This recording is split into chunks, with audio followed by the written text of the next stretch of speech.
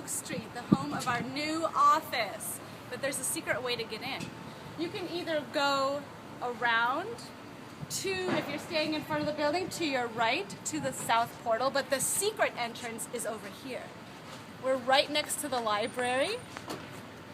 If you want to park, if you're driving here, you can park across the street, 2 hours of free parking at the permit office. The car. Be careful when you cross the street. So the library's right here. Go down the library alley. I don't know if you should be videotaping the whole walking down. Quickly, you go down.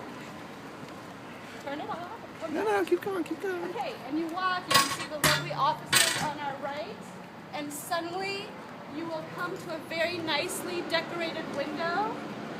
Sun's free solar. Welcome to the new office. The door is usually open due to lack of air conditioning or why, I'm not sure. And this is our office.